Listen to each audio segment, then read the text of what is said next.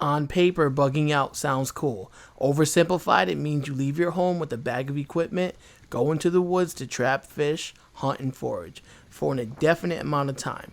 But in reality, it's one of the worst scenarios you can be in because you have to leave your place of refuge for another.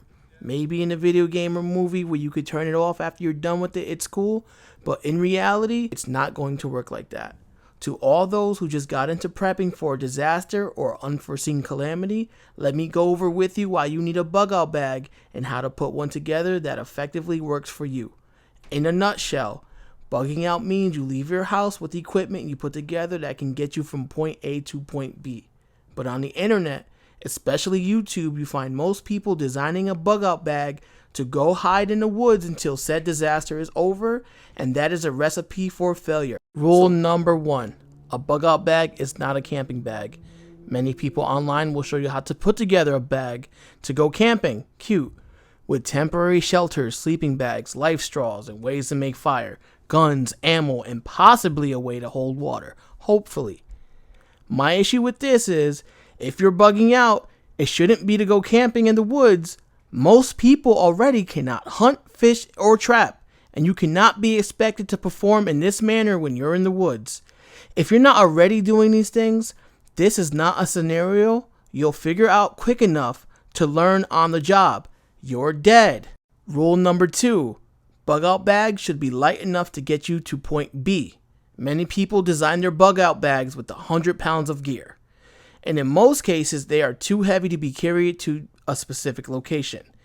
If you do not hike or ruck with that amount of weight, you won't make it to a bug out location. You're dead. Rule number 3, you can't make a bug out bag without a bug out location. This is the biggest rule that is broken. How do you know what to put in the bag if you don't know how far you're traveling? What is said route you're taking? How many hours or days will it take for you to get to the bug out location? If you do not know these things or you do not have a bug out location, you cannot have a bag with items in it. And as a matter of fact, you probably already have a camping bag. Throw it out. You're dead. There are 5 important questions to ask yourself when creating your bug out bag so you don't fail. Where, how, what.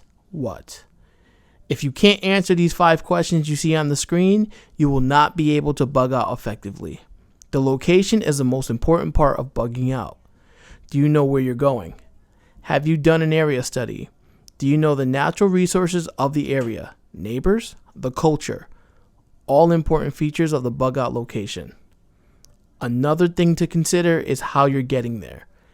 Do you need vehicles? What vehicles do you need? Do you have fuel? Will it require refueling?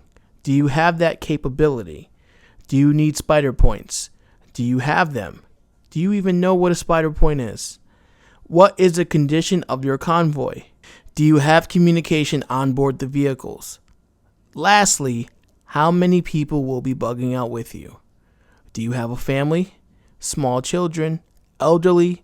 People who need daily medical? Disabled? Is there enough supplies to support your convoy when you arrive to your location?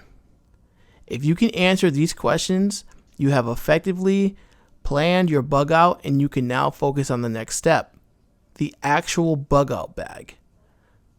Well, this was an intro to bugging out. Later, we will talk about the things to put in your bag and what I recommend.